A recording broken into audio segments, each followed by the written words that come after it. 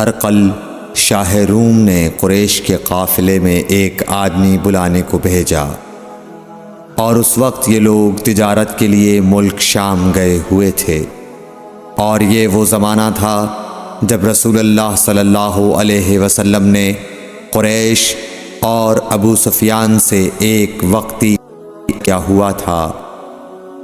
جب ابو سفیان اور دوسرے لوگ ہرقل کے پاس ایلیا پہنچے جہاں ہرقل نے دربار طلب کیا تھا، اس کے گرد روم کے بڑے بڑے لوگ، علماء، وزراء و امراء بیٹھے ہوئے تھے۔ ہرقل نے ان کو اور اپنے ترجمان کو بلوایا، پھر ان سے پوچھا کہ تم میں سے کون شخص مدعی رسالت کا زیادہ قریبی عزیز ہے؟ ابو سفیان کہتے ہیں کہ میں بول اٹھا کہ میں اس کا سب سے زیادہ قریبی رشتہ دار ہوں۔ یہ سن کر ہرقل نے حکم دیا کہ اس ابو سفیان کو میرے قریب لا کر بٹھاؤ اور اس کے ساتھیوں کو اس کی پیٹھ کے پیچھے بٹھا دو۔ پھر اپنے ترجمان سے کہا کہ ان لوگوں سے کہہ دو کہ میں ابو سفیان سے اس شخص یعنی محمد صلی اللہ علیہ وسلم کے حالات پوچھتا ہوں، اگر یہ مجھ سے کسی بات میں جھوٹ بول دے تو تم اس کا جھوٹ ظاہر کر دینا۔ ابو سفیان کا قول ہے کہ خدا کی قسم اگر مجھے یہ غیرت نہ آتی کہ یہ لوگ مجھ کو جھٹلائیں گے تو میں آپ صلی اللہ علیہ وسلم کی نسبت ضرور غلط گوئی سے کام لیتا۔ خیر، پہلی بات جو ہرقل نے مجھ سے پوچھی وہ یہ کہ اس شخص کا خاندان تم لوگوں میں کیسا ہے؟ میں نے کہا وہ تو بڑے اونچے عالی نسب والے ہیں۔ کہنے لگا اس سے پہلے بھی کسی نے تم لوگوں میں ایسی بات کہی تھی؟ میں نے کہا نہیں۔ کہنے لگا اچھا اس کے بڑوں میں کوئی بادشاہ ہوا ہے؟ میں نے کہا نہیں۔ پھر اس نے کہا بڑے لوگوں نے اس کی پیروی اختیار کی ہے یا کمزوروں نے؟ میں نے کہا نہیں، کمزوروں نے۔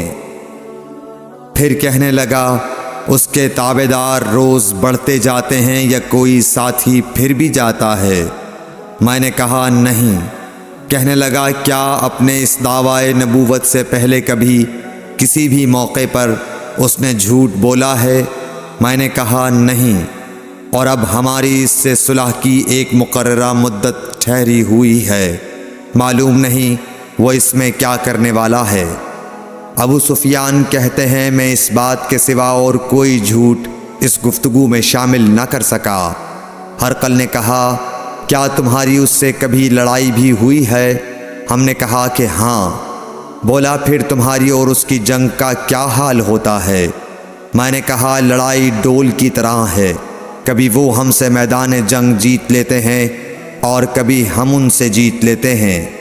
ہرقل نے پوچھا وہ تمہیں کس بات کا حکم دیتا ہے؟ میں نے کہا وہ کہتا ہے کہ صرف ایک اللہ ہی کی عبادت کرو، اس کا کسی کو شریک نہ بناؤ، اور اپنے باپ دادا کی شرک کی باتیں چھوڑ دو، اور ہمیں نماز پڑھنے، سچ بولنے، پرہیزگاری اور صلہ رحمی کا حکم دیتا ہے۔ یہ سب سن کر پھر ہرقل نے اپنے ترجمان سے کہا کہ ابو سفیان سے کہہ دے کہ میں نے تم سے اس کا نسب پوچھا تو تم نے کہا کہ وہ ہم سے عالی نسب ہے، اور پیغمبر اپنی قوم میں عالی نسب ہی بھیجے جایا کرتے ہیں۔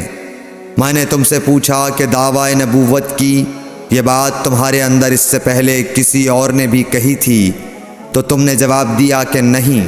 تب میں نے اپنے دل میں کہا کہ اگر یہ بات اس سے پہلے کسی اور نے کہی ہوتی تو میں سمجھتا کہ اس شخص نے بھی اسی بات کی تقلید کی ہے جو پہلے کہی جا چکی ہے۔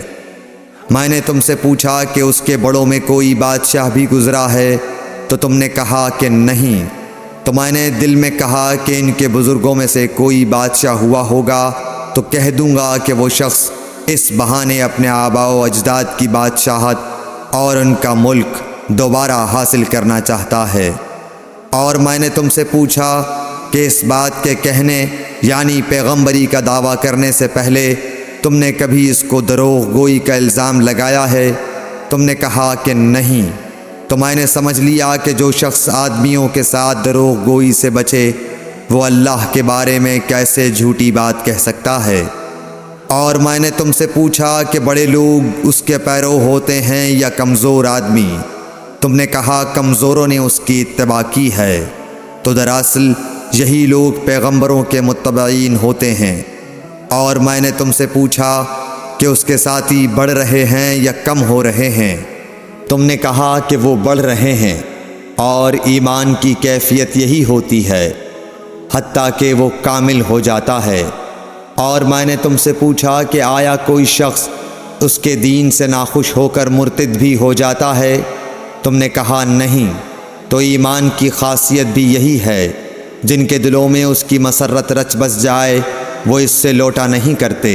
اور میں نے تم سے پوچھا کہ آیا وہ کبھی عہد شکنی کرتے ہیں؟ تم نے کہا نہیں۔ پیغمبروں کا یہی حال ہوتا ہے، وہ عہد کی خلاف ورزی نہیں کرتے۔ اور میں نے تم سے کہا کہ وہ تم سے کس چیز کے لیے کہتے ہیں؟ تم نے کہا کہ وہ ہمیں حکم دیتے ہیں کہ اللہ کی عبادت کرو، اس کے ساتھ کسی کو شریک نہ ٹھہراؤ، اور تمہیں بتوں کی پرستش سے روکتے ہیں، سچ بولنے اور پرہیزگاری کا حکم دیتے ہیں۔ لہٰذا اگر یہ باتیں جو تم کہہ رہے ہو سچ ہیں تو ان قریب وہ اس جگہ کا مالک ہو جائے گا کہ جہاں میرے یہ دونوں پاؤں ہیں۔ مجھے معلوم تھا کہ وہ پیغمبر آنے والا ہے، مگر مجھے یہ معلوم نہیں تھا کہ وہ تمہارے اندر ہوگا۔ اگر میں جانتا کہ اس تک پہنچ سکوں گا تو اس سے ملنے کے لیے ہر تکلیف گوارا کرتا۔ اگر میں اس کے پاس ہوتا تو اس کے پاؤں دھوتا۔ ہرقل نے رسول اللہ صلی اللہ علیہ وسلم کا وہ خط منگایا جو آپ نے وحیہ کلبی رضی اللہ تعالیٰ عنہ کے ذریعے حاکم بصرہ کے پاس بھیجا تھا، اور اس نے وہ ہرقل کے پاس بھیج دیا تھا۔ پھر اس کو پڑھا تو اس میں لکھا تھا، اللہ کے نام کے ساتھ جو نہایت مہربان اور رحم والا ہے۔ اللہ کے بندے اور اس کے پیغمبر محمد صلی اللہ علیہ وسلم کی طرف سے یہ خط ہے شاہ روم کے لیے۔ اس شخص پر سلام ہو جو ہدایت کی پیروی کرے۔ اس کے بعد میں آپ کے سامنے دعوت اسلام پیش کرتا ہوں۔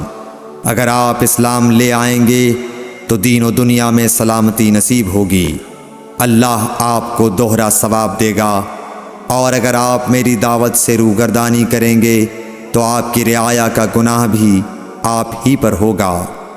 اور اے اہل کتاب، ایک ایسی بات پر آ جاؤ جو ہمارے اور تمہارے درمیان یکساں ہے، وہ یہ کہ ہم اللہ کے سوا کسی کی عبادت نہ کریں اور کسی کو اس کا شریک نہ ٹھہرائیں، اور نہ ہم میں سے کوئی کسی کو خدا کے سوا اپنا رب بنائے۔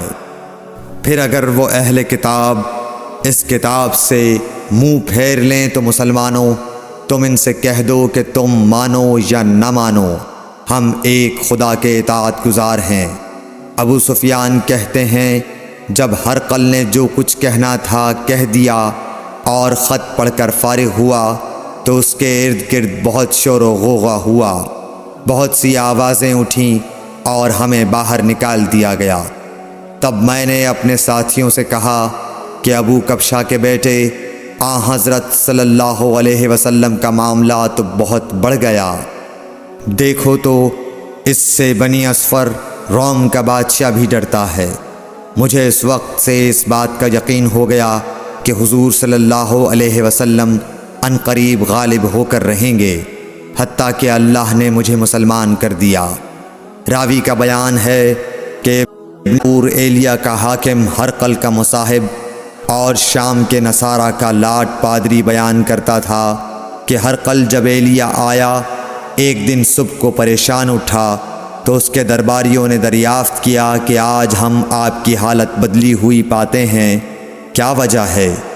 ابن ناطور کا بیان ہے کہ ہرقل نجومی تھا، علم نجوم میں وہ پوری مہارت رکھتا تھا۔ اس نے اپنے ہم نشینوں کو بتایا کہ میں نے آج رات ستاروں پر نظر ڈالی تو دیکھا کہ ختنہ کرنے والوں کا بادشاہ ہمارے ملک پر غالب آ گیا ہے۔ بھلا اس زمانے میں کون لوگ ختنہ کرتے ہیں؟ انہوں نے کہا کہ یہود کے سوا کوئی ختنہ نہیں کرتا، سو ان کی وجہ سے پریشان نہ ہوں۔ سلطنت کے تمام شہروں میں یہ حکم لکھ بھیجیے کہ وہاں جتنے یہودی ہوں سب قتل کر دیے جائیں۔ وہ لوگ انہی باتوں میں مشغول تھے کہ ہرقل کے پاس ایک آدمی لایا گیا جسے شاہ غسان نے بھیجا تھا۔ اس نے رسول اللہ صلی اللہ علیہ وسلم کے حالات بیان کیے۔ جب ہرقل نے سارے حالات سن لیے تو کہا کہ جا کر دیکھو وہ ختنہ کیے ہوئے ہے یا نہیں۔ انہوں نے اسے دیکھا تو بتلایا کہ وہ ختنہ کیا ہوا ہے۔ ہرقل نے جب اس شخص سے عرب کے بارے میں پوچھا تو اس نے بتلایا کہ وہ ختنہ کرتے ہیں۔ تب ہرقل نے کہا کہ یہی محمد صلی اللہ علیہ وسلم اس امت کے بادشاہ ہیں جو پیدا ہو چکے ہیں۔ پھر اس نے اپنے ایک دوست کو رومیہ خط لکھا اور وہ بھی علم نجوم میں ہرقل کی طرح ماہر تھا۔ پھر وہاں سے ہرقل حمص چلا گیا۔ ابھی حمص سے نکلا نہیں تھا کہ اس کے دوست کا خط اس کے جواب میں آ گیا۔ اس کی رائے بھی حضور صلی اللہ علیہ وسلم کے ظہور کے بارے میں ہرقل کے موافق تھی کہ محمد صلی اللہ علیہ وسلم واقعی پیغمبر ہیں۔ اس کے بعد ہرقل نے روم کے بڑے آدمیوں کو اپنے حمص کے محل میں طلب کیا اور اس کے حکم سے محل کے دروازے بند کر لیے گئے۔ پھر وہ اپنے خاص محل سے باہر آیا اور کہا، اے روم والو، کیا ہدایت اور کامیابی میں کچھ حصہ تمہارے لیے بھی ہے؟ اگر تم اپنی سلطنت کی بقا چاہتے ہو تو پھر اس نبی صلی اللہ علیہ وسلم کی بیعت کر لو اور مسلمان ہو جاؤ۔ یہ سننا تھا کہ پھر لوگ وحشی گدھوں کی طرح دروازوں کی طرف دوڑے مگر انہیں بند پایا۔ آخر جب ہرقل نے اس بات سے ان کی یہ نفرت دیکھی اور ان کے ایمان لانے سے مایوس ہو گیا تو کہنے لگا کہ ان لوگوں کو میرے پاس لاؤ۔ جب وہ دوبارہ آئے تو اس نے کہا، میں نے جو بات کہی تھی اس سے تمہاری دینی پختگی کی آزمائش مقصود تھی، سو وہ میں نے دیکھ لی۔ تب یہ بات سن کر وہ سب کے سب اس کے سامنے سجدے میں گر پڑے اور اس سے خوش ہو گئے۔ بالآخر ہرقل کی آخری حالت یہی رہی۔ صحیح بخاری حدیث نمبر 7۔